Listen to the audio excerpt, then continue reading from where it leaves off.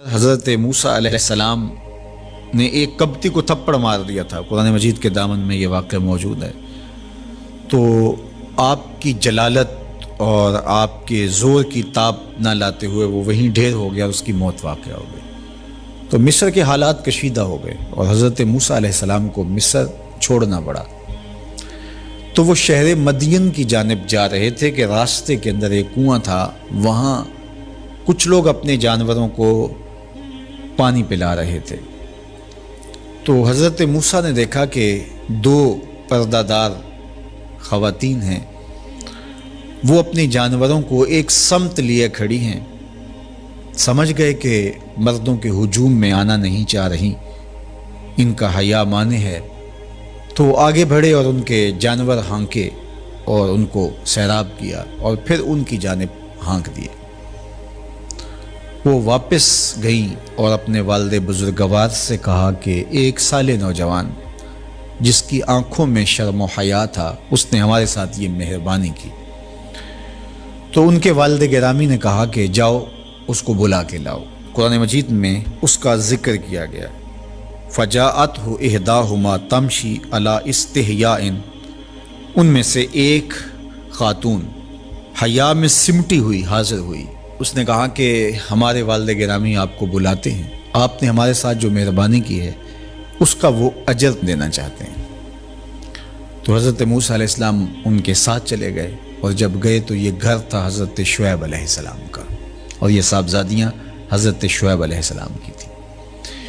تو اس خاتون کا شرم و حیا کے ماحول میں حضرت موسیٰ علیہ السلام کو یہ کہنا اور چل کے اس انداز سے آنا، قرآن نے اس کی حکایت بیان کی ہے۔ تو خدا کو پسند ہے کوئی خاتون حیا کے ماحول میں آئے تو اللہ اس کی آمد کو اور اس کے آنے کو قرآن کا عنوان بنا دیتا ہے اور قرآن کی حکایت بنا دیتا ہے کہ جو خاتون حیا کے جوہر کی مالکہ ہو وہ اللہ کو کتنی اچھی لگتی ہے۔ اللہ اکبر۔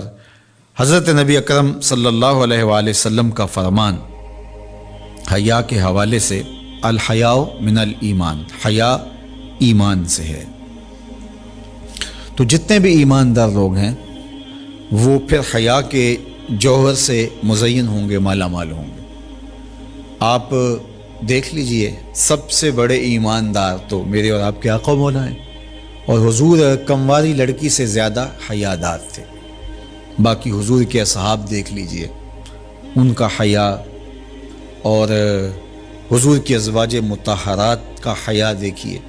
ام المومنین حضرت عائشہ رضی اللہ تعالی عنہا فرماتی ہیں کہ حضور کا جب وصال ہوا اور حضور میرے حجرے میں دفن ہوئے، تو میں جب حضور کی قبر انور پہ جاتی تو معمولی چادر اوڑھ کے چلی جاتی، اس خیال سے کہ میرے شوہر ہیں۔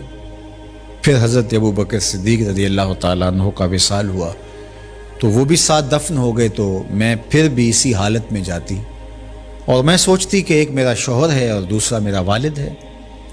کہا پھر حضرت عمر رضی اللہ تعالیٰ عنہ کا انتقال ہوا اور وہ بھی ساتھ مدفون ہوئے۔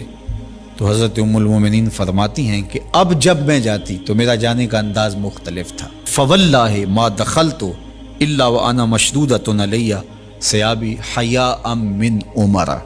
کہا اب جب بھی میں جاتی تو خوب اوڑھنی اوڑھ کے اور چادر لے کے جاتی، مجھے عمر سے حیا آتی۔ یہ ام المومنین کا انداز زندگی ہے۔ مخدرات اسلام کو اس سے سیکھنا چاہیے۔ جو قبر میں دفن ہیں ان سے بھی یہ حیا کریں، جو مومنوں کی ماں بھی لگتی ہیں۔ اور آج یہ دلائل دیے جائیں کہ پردہ تو جناب دل کا ہوتا ہے، چہرے کا پردہ تو نہیں ہے۔ باقی کسی کو اپنی آنکھ میں شرم پیدا کرنی چاہیے۔ عورت کو کیا ضرورت ہے کہ وہ اپنے آپ کو ڈھانپ کے رکھے؟ اب ام المومنین کا عمل یہ ہے کہ فرماتی ہیں کہ میں اپنے آپ کو خوب سمیٹ کے جاتی حیاء من عمر۔ عمر قبر میں ہیں لیکن ام المومنین فرماتی ہیں مجھے پھر بھی حیا آتی۔